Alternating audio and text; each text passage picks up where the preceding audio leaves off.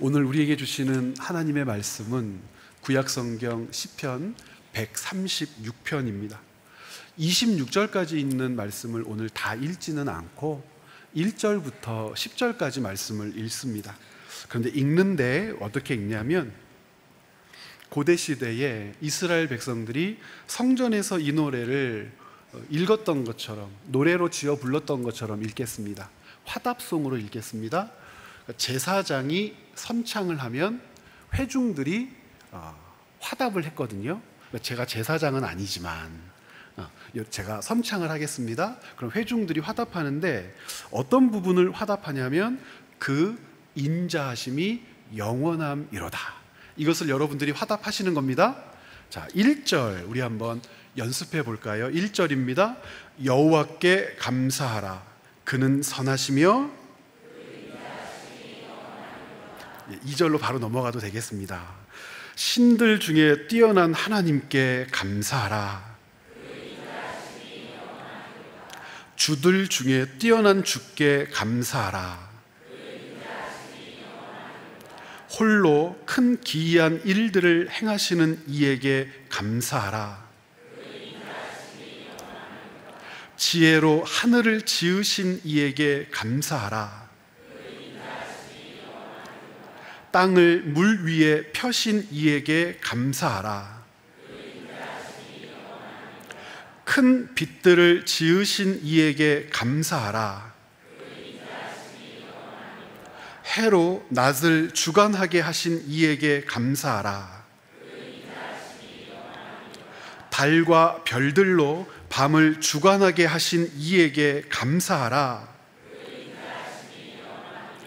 애굽의 장자를 치신 이에게 감사하라. 아멘. 이렇게 시편 136편은 26번의 선창과 화답이 있습니다.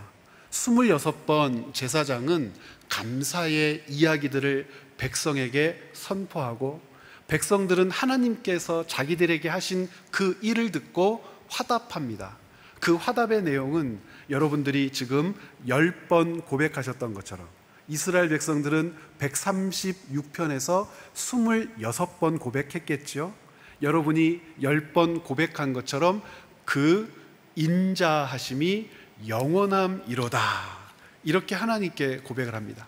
이렇게 136편은 제사장의 선창, 감사의 내용과 백성들의 화답, 그 인자하심이 영원함이로다 라고 하는 이 말이 교차하죠. 이것을 성경을 읽을 때에는 특별히 반복의 리듬이라고 별명을 붙이고는 합니다. 반복의 리듬. 지금부터 여러분들과 나눌 이야기는 성경 본문 주회 이전에 제가 136편을 읽고 묵상하면서 목회자로서 여러분들께 드리고 싶은 말씀을 함께 나누려고 합니다. 저는 이 136편의 반복의 리듬을 읽으면서 마치 직조하는 것과 같다는 그런 상상을 해보았습니다. 직조, 실과 실이 겹쳐지는 거죠. 날실과 시실, 날실은 세로줄의 실을 이야기합니다. 시실은 가로줄의 실을 이야기합니다. 세로줄의 실은 날실이라고 부르는데 이것은 흔들리지 않아요. 간격의 촘촘함을 가지고 있대 그 간격이 들쑥날쑥하지가 않아요. 있어야 할 자리에 첫 번째 줄부터 100번째 줄까지 촘촘하게 자기 자리를 지킵니다. 시실은 그 촘촘하게 지킨 자리를 좌우로 겹쳐서 오가면서 그곳을 횡하지요. 그렇게 해서 옷감이 짜여지는데 시편 136편은 이렇게 날실과 시실이 교차하는 모습을 닮았더라고요. 그러면 촘촘하게 그 간격을 유지하고 변함없이 그 자리에 있는 날실에 해당하는 것은 무엇일까? 바로 백성들의 화답입니다. 그 인자하심이 영원함이로다. 그 인자하심이 어떻게 영원할까? 136편을 보면 크게 4개의 시대를 우리에게 보여줍니다. 하나님께서 창조하셨던 이야기, 이스라엘 백성들의 애굽에서의 삶, 하나님께서 애굽에서 이끌어내셨던 하나님의 그 강한 손길, 출애굽 이후의 광야 여정, 가나안 땅을 바라보고 있는 그들을 붙들어 가나안 땅에 입성하게 하셨던 주님의 역사, 그 이스라엘의 역사가 촘촘하게 이스라엘 백성들의 입술로 고백되어지는 거예요. 어떤 말로 고백되어집니까? 하나님의 인자하심은 영원했구나.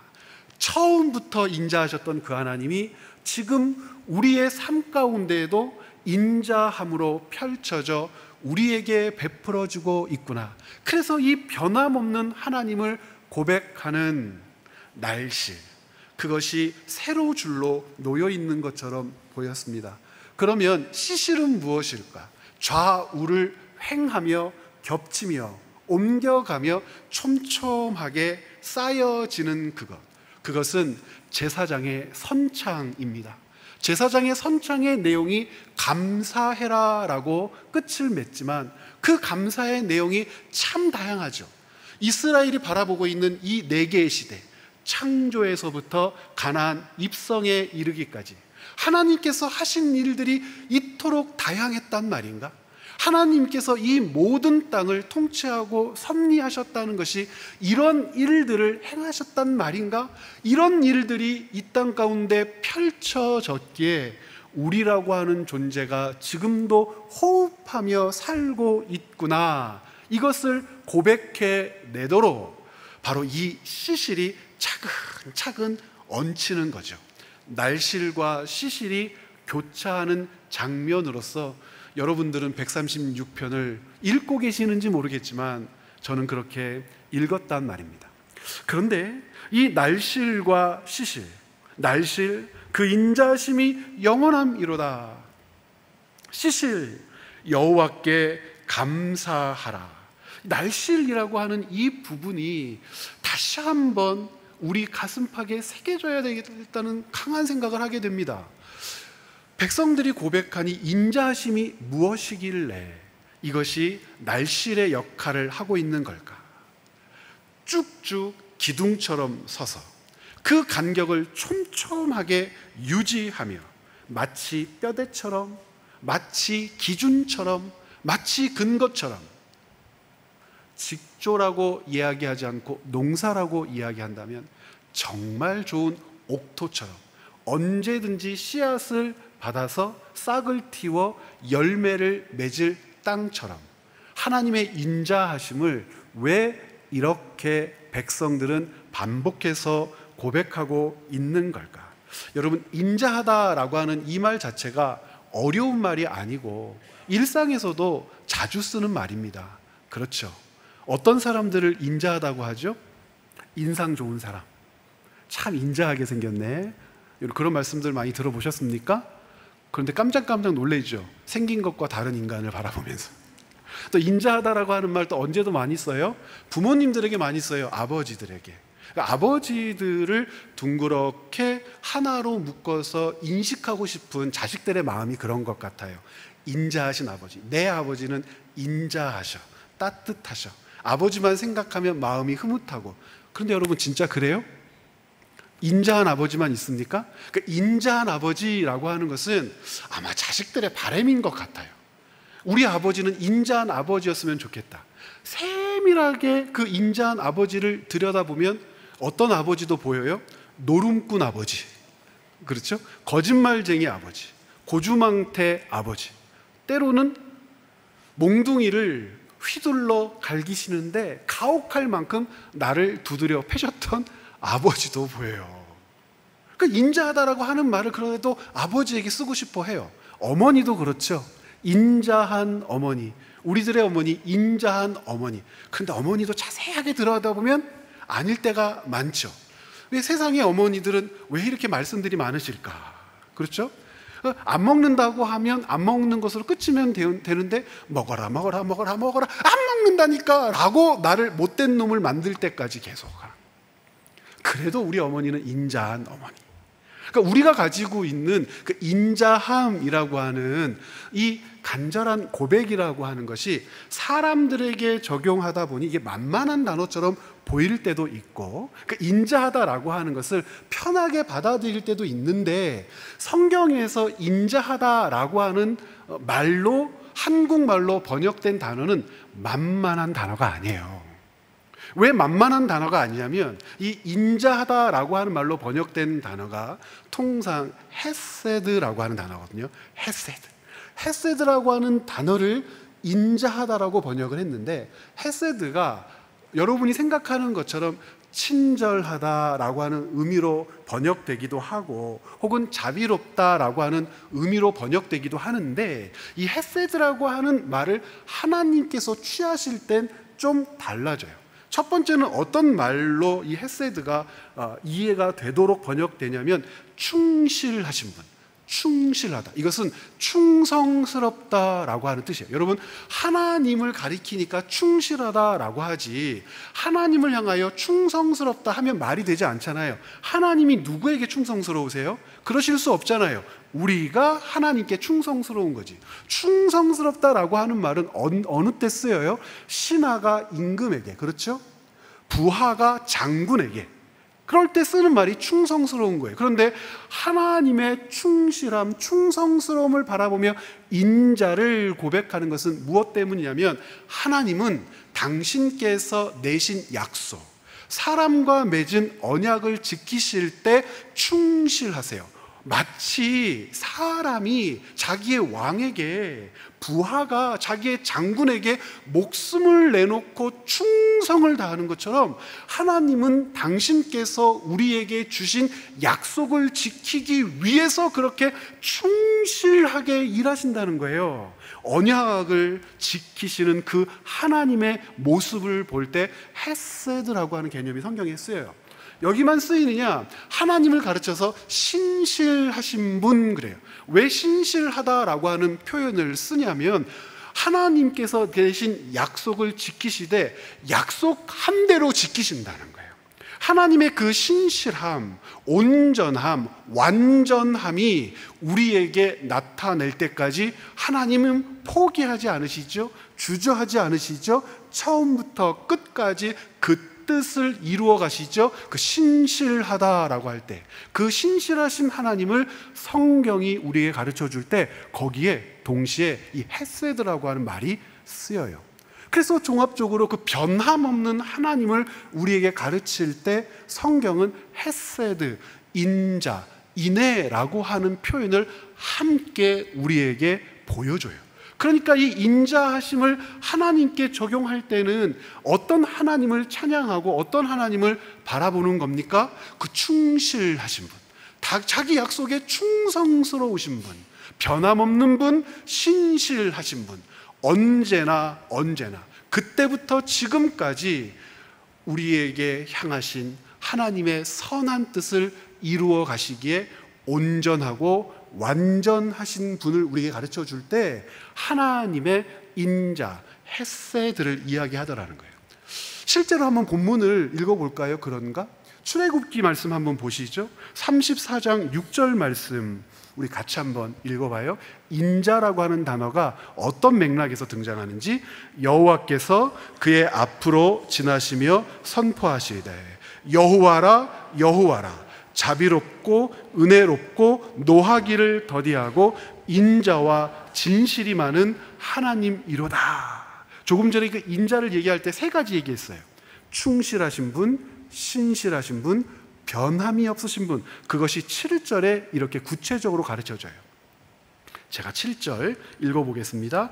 인자를 천대까지 베풀며 악과 과실과 죄를 용서하시리라. 여러분, 하나님이 인자, 헤세드를 우리에게 천대까지 베푸신대요. 언약의 신실함, 그렇죠? 우리에게 변함없는 하나님의 그 뜻을 이루어 가신대요. 몇 대까지요? 천대까지. 이것이 숫자 1000입니까? 1대 할아버지부터 1000대 자손까지 하나님의 은혜를 베푸신다는 그런 뜻입니까? 그게 아니라 처음부터 끝까지 하나님은 자기 백성에게 자기 백성을 위한 선한 일을 베풀어 내신다가 천대라고 하는 표현이잖아요. 그 다음 구절 보시겠어요? 그러나 벌을 면제하지는 아니하고 아버지의 악행을 자손 3, 4대까지 보응하리라. 그러면 하나님께서 우리를 징계하시는데, 죄에 대해 징계하시는데 3대만 견디면 돼. 할아버지, 내 자식까지만 견디면 그때부터는 괜찮다는 뜻이야. 이런 뜻이에요. 천대가 상징이듯이 3, 4대도 상징이죠. 어떤 상징입니까? 노를 바라시되 속히 거두시는 분, 빨리 회복하시고 용서하기를 기뻐하시는 분, 우리를 위로하고 격려하는 것을 훨씬 더 큰 목적으로 삼아 우리의 잘못을 징계하시는 분, 때 두드려 패고 야단치는 것을 목적으로 진노하시는 것이 아니라 회복시키시고 자비를 베푸셔서 당신의 은혜를 누리게 하시는 것에 훨씬 더 큰 마음을 쏟으시는 분이라고 하는 뜻이 천대까지, 그리고 3, 4대까지라고 하는 의미인데, 이것을 가르칠 때 등장하는 핵심 단어가 어떤 단어예요? 헤세드, 인자라고 하는 단어예요.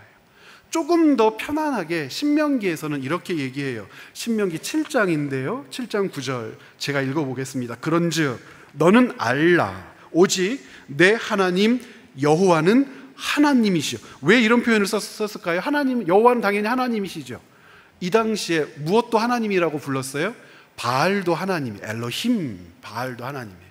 아세라도 하나님이에요. 수많은 하나님들이 있었어요. 그런데 누구만 하나님이십니까?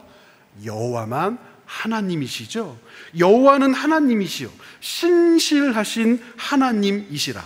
그를 사랑하고 그의 계명을 지키는 자에게는 천대까지 그의 언약을 이행하시며 뭘 베푸십니까? 인애를. 봐요, 인애라고 하는 단어가 하나님을 우리에게 가르치고 보여줄 때 어떤 일들을 중심으로 이 인애라고 하는 단어가 사용되었어요? 충실하신 분, 신실하신 분, 변함없는 그 하나님을 우리에게 가르칠 때 하나님의 인자, 하나님의 헤세드를 우리에게 가르쳤어요. 그러니까 백성들의 화답, 선창, 날실, 세로줄은 맞아요. 촘촘하게 서 있는데 그 간격이 차이가 없어요. 차이가 있으면 직조가 된 후에 그 옷감이 어떻게 되겠어요? 분량이 나겠죠. 그 간격이 차이가 없어요. 흔들림이 없어요. 그 자리를 지키고 있어요. 만약에 에러가 난다면, 혹은 그 옷감 자체가 몹쓸 옷이 된다면 이것은 촘촘하게 서 있는 날실 때문이 아니죠. 하나님께서 베풀어 주시는 그 은혜의 역사를 살펴보았더니 하나님은 언제나 있으셔야 할 곳에 있으셨고 베푸셔야 할 것을 베푸시며 우리를 이끌어 내셨다는 거예요. 그러니까 백성들은 하나님의 무엇을 고백할 수밖에 없습니까? 그 인자하심이 영원함이로다 라고 고백할 수밖에 없는 것이죠. 그 인자하심이 영원함이로다. 그런데요, 여러분, 그 인자하심이 영원함이로다 라고 하는 이 고백이 창조, 출애굽, 광야, 가나안 정복까지를 바라보게 하는 이스라엘의 역사였다면, 이 이스라엘의 역사를 바라보며 이스라엘이 들었던 이야기가 무엇이에요? 제사장의 선창이에요. 어떤 이야기입니까? 감사하라라고 하는 것이었어요. 여러분, 여기에는 세 가지 단계의 중요한 이야기를 해요. 제사장이 선창하죠? 감사해요. 백성들은 그 감사의 선창을 듣고 화답하죠? 무엇에 대한 화답입니까? 그들이 살아냈던, 그 민족이 살아냈던 하나님이 섭리하셨던 역사를 회고하며 화답하죠. 그 인자하심이 영원하다. 그런데 역사를 바라보며 화답하는 이유에 대해서 세 번째를 생각해야 돼요. 감사, 역사. 이 역사가요, 하나님이 통치하신 그들의 온 과정일 수도 있지만 세밀하게 들여다보자고 그랬잖아요. 세밀하게 들여다보면 그 역사 안에는 무엇이 있어요? 수많은 이야기들이 있어요. 창조 이후에 창조하고 끝났나요? 어떤 이야기들이 있죠? 인간을 창조하셨지만 인간은 하나님을 거역해요. 반역해요. 하나님과 같은 존재가 되기 위하여 하나님의 말씀을 버려요. 그 수많은 이야기, 애굽의 생활 가운데는 하나님이 이스라엘을 애굽에서 인도해 내셨습니다만 있습니까? 아니요. 3번이나 4번이나 명령했지만 하나님의 뜻, 지도자 되기를 거절했던 모세의 이야기가 있어요. 모세가 갔지만 모세를 거절했던 바로의 이야기가 있어요. 바로와 모세 사이에서 전전긍긍하며 하나님의 은혜를 바라보지 못하는 백성들의 이야기가 있어요. 출애굽 과정 이후의 광야는 어떻습니까? 하나님께서 광야를 인도해 내셨다라고 하는 역사 한마디로 꿍 하고 마무리할 수 있는 단순한 역사가 아니에요. 거기에는 40년 동안의 수많은 이야기가 있어요. 배고파서 죽겠다고 애굽으로 돌아가겠다고, 목말라서 죽겠다고 모세와 아론을 돌로 쳐 죽이겠다고, 가나안 땅에 있는 사람들은 장대하고 거대한 거인과 같은데 우리는 메뚜기와 같다고 그래서 절대 못 들어가겠다고, 요단강을 건너서 들어가서 하나님의 백성의 자태를 드러내라고 했더니 그들과 함께 마음이 맞아 그들의 바알을 아세라를 받아들이며 하나님의 가슴을 찢어 놓는 백성들의 이야기, 역사 안에는 그 서사가 있는 거예요. 하나님께서 선창하도록 제사장을 통해서 불러일으킨 이야기들은 백성들로 하여금 역사를 바라보되 그들의 이야기, 서사를 외면하지 못하도록 붙들어내는 작용을 해요. 촘촘히 나뉘어진 그리고 진행된 하나님께서 통치하고 섭리하여 그때부터 지금까지 이끌어내신 이 이야기, 이 역사 안에는 서사가 있단 말이에요. 여러분, 20대, 30대, 그리고 80대 참 많은 성도들이 이곳에 앉아 계시지만 우리 교회, 우리 공동체를 향한 하나님의 뜻과 손길과 이끌음이 있죠. 역사가 있어요. 여러분들도 여러분 개인 한 사람 한 사람의 역사가 있죠. 그런데 그 역사 하나하나를 되짚어 보며 발견하는 여러분들의 서사를 다 기억하고 계십니까? 하나님 앞에, 살아계신 하나님 앞에 기쁨으로 섰던 날들만 여러분들의 서사로 남아있나요? 아니요. 의심했던 적이 있잖아요. 하나님의 말씀을 잊었던 적도 있잖아요. 의심하고 잊었던 것을 넘어서 반항하고 저항하고 맞섰던 적은 없습니까? 반항하고 저항하고 맞섰을 뿐만 아니라 아닙니다, 안 됩니다, 못합니다 공격하고 마치 하나님의 적인 양, 하나님의 반대편에서 하나님의 마음을 괴롭힌 적은 없었습니까?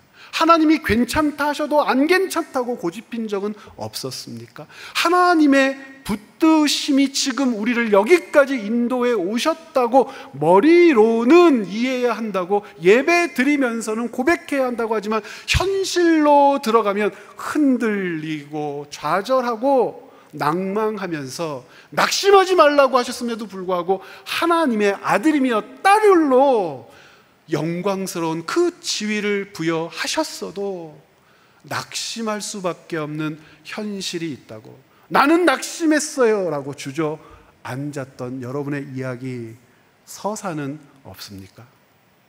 그때마다 그 날실이 흔들렸다면 어떻게 됐을까요? 그때마다 날실이 주저앉으면 어떻게 됐을까요? 그때마다 그 날실이 있어야 할 그 자리에 없이 툭 끊어져서 간격이 이만큼이나 벌어졌으면 어떻게 됐을까요? 감사를 쌓고 감사를 쌓고 감사를 쌓는들 그렇게 직조된 옷감으로 옷을 지어 입을 수 있었을까요? 제사장이 우리에게 일컬어준 선창, 여호와께 감사하라, 이 여호와께 감사하라는 수많은 이야기들, 136편에는 26가지의 이야기를 담고 있지만 여러분의 인생에는 어디 26가지 뿐이었겠습니까? 260가지, 2600가지, 26,000가지의 서사가 있었겠죠. 그 서사들이 기억되고 고백되고 잊혀지지 않는 순간순간 우리는 하나님께 감사하며 여기까지 온 거예요. 놀랍죠? 하나님에 대한 감사의 고백도 무엇을 의지하지 않으면 온전히 올려드릴 수 없어요. 하나님의 인자하심. 우리를 향한 하나님의 인자하심을 의지하지 않으면 우리는 하나님께 감사할 수 없어요. 왜일까요? 우리의 서사들의 추악함 때문에 그래요. 서사라고 하는 말 때문에 참 아름답게 귓전을 때리십니까? 아니요. 서사가 추할 때가 있어요. 서사가 초라할 때가 있어요. 우리의 서사가 부끄러울 때가 있어요. 모르긴 몰라도 자식에게 감춘 여러분의 서사 있을걸요? 남편과 아내에게 말하지 못한 서사 있을걸요? 세상에 비밀이 어딨어 라고 하지만 여러분들만의 비밀이 있을걸요?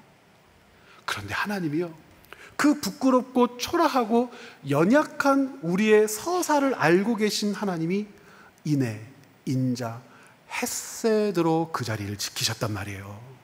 만약에 인애, 인자를 베풀어 주심 없이 우리를 두들겨 패는 것으로 끝내셨다면 어떡하죠? 우리가 한 일이 너무 추하고 부끄러워서 너 같은 놈은 냄새나고 더러우니까 이놈아 나가라 라고 하셨으면 어떡하죠?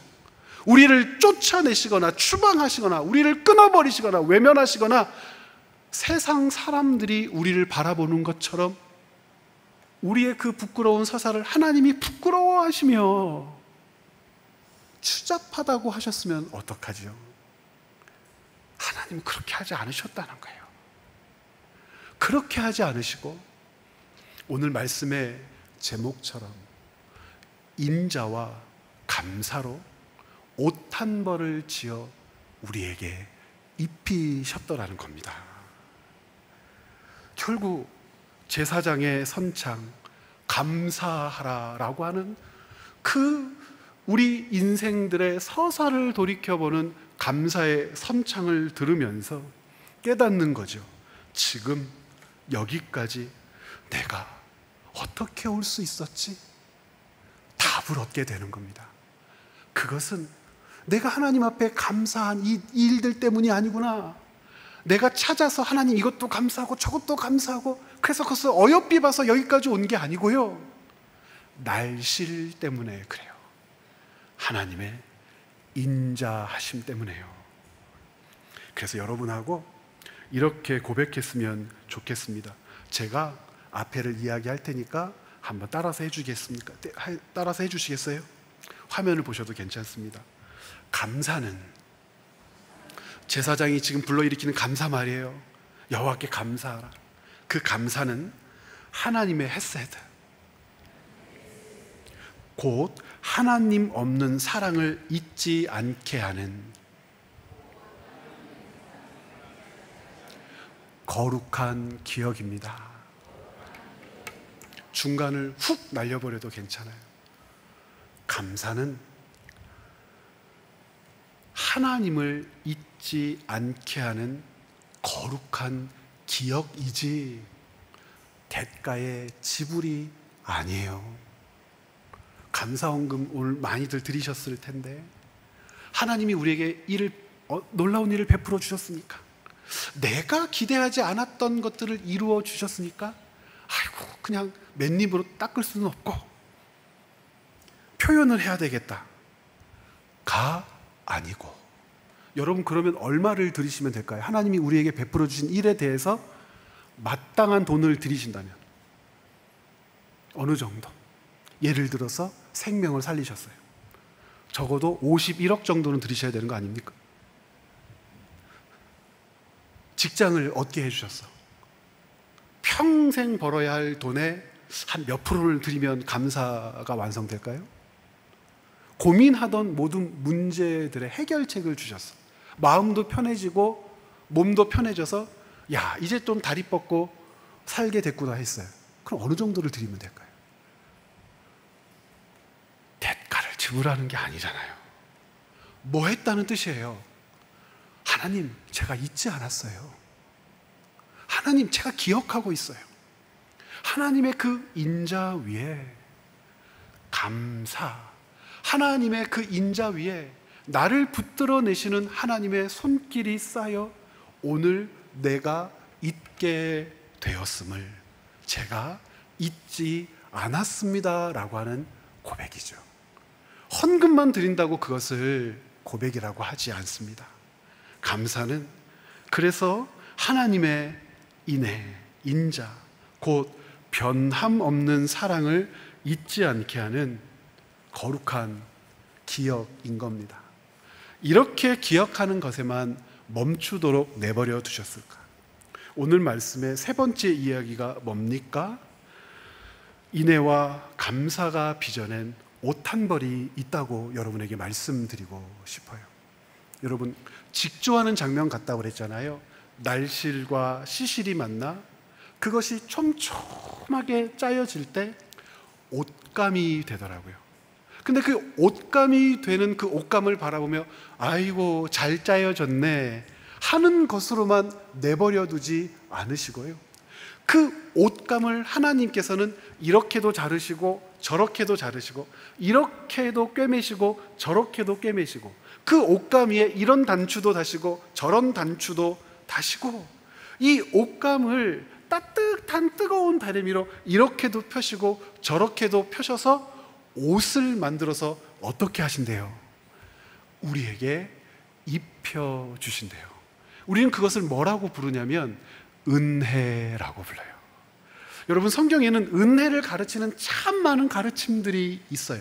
그런데 시편 136편을 묵상하면서 하나님께서 이끌어내신 역사와 그 초라하고 볼품없는 우리의 서사와 하나님의 인애가 변치 않게 우리에게 임한 하나님의 손길을 바라보면 하나님께서 베풀어 주신 우리에게 입혀주신 은혜가 무엇인지 알게 되는데요, 은혜라고 하는 것은 하나님의 인애와 감사가 짜은 옷감으로 만들어진 옷이라고 하는 사실을 알게 됩니다. 이 은혜라고 하는 이 옷은 참 놀라운 능력이 있어요. 어떤 놀라운 능력이 있냐면 비바람을 막아줘요. 때로는 추운 겨울 그 날선 바람으로부터 우리를 보호해요. 그 옷을 입는 것만으로도 그 사람을 존중받게 하세요. 하나님께서 자기의 백성을 초대하시는 참 아름답고 놀라운 잔치를 배설하셨는데 그 잔치에는 준비된 사람만 올 수 있대요. 그런데 어떤 사람이 준비되었나라고 그 기준을 정하셨는데 예복을 입은 사람만 올 수 있대요. 놀랍게도 통치자, 왕, 주권자가 주관하는 그 잔치에 참여할 수 있는 자격으로서 그 옷은 또 위력을 발휘해요.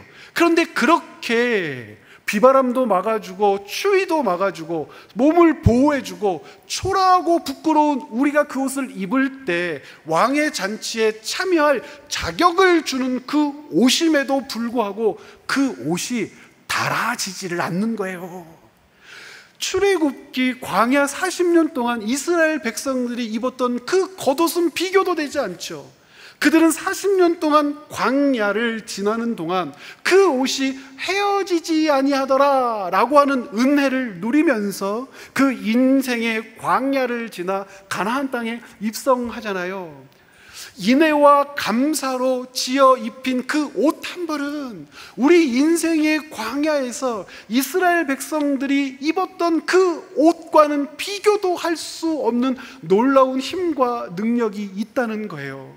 부끄럽고 초라한데 하나님 앞에서 우리의 삶을 내어놓기가 참으로 민구스러워서 숨고 싶은데, 하나님은 우리의 몸을 쓰다드시며 그것을 하나하나 치수를 재서 인애와 감사로 직조된 옷감으로 은혜라고 하는 옷 한 벌을 입혀주시자 부끄러움과 초라함은 없어지고 기쁨과 감사로 나아가게 되고, 하나님 앞에 서게 하고 많은 사람들 앞에 하나님의 이야기를 노래하게 되고, 추위가 그리고 무섭고 황량한 들판을 지나는 그때에도 그 옷 한 벌을 입으면 낡아짐 없이 구멍남 없이 뜯어짐 없이, 그렇게 모질고 세찬 바람이 때리고 때려도 헤어짐 없이, 단추 하나 떨어짐 없이 그 고상하고 아름다운 자태를 유지하며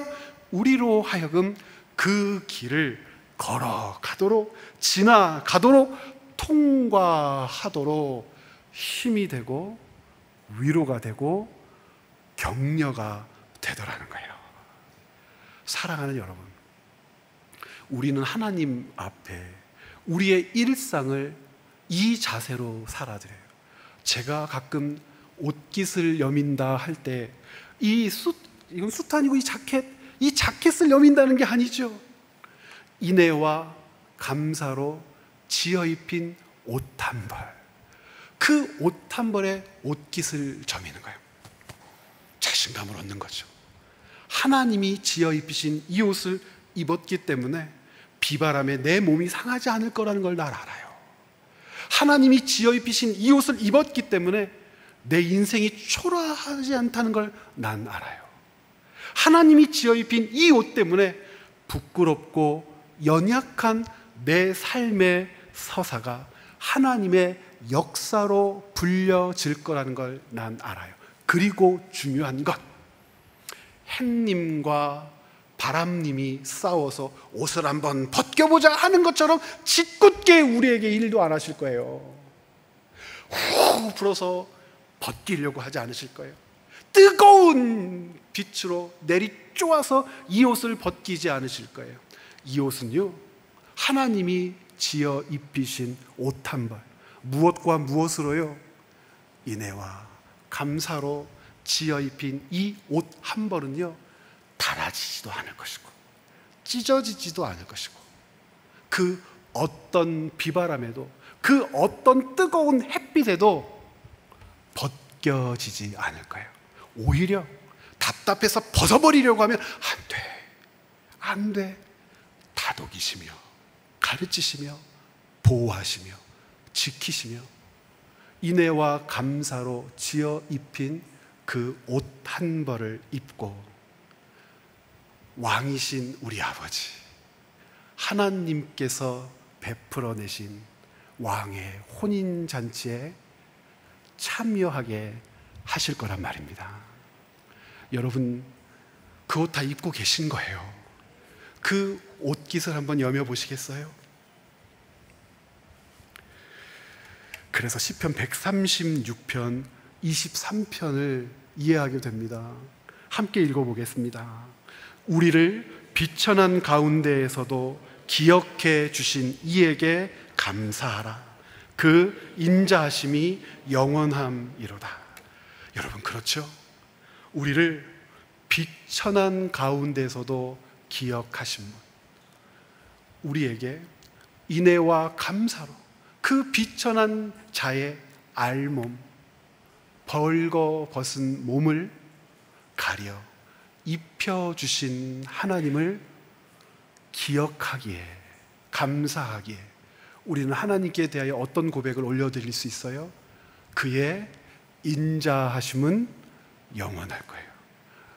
지금까지 그랬던 것처럼, 창조 이후로 지금까지 그랬던 것처럼, 여러분의 인생 이후로 앞으로도 그 인자하심은 촘촘히 그 자리를, 있어야 할 그 간격을 지키며 우리의 감사를 고백으로 받아주실 줄 믿습니다.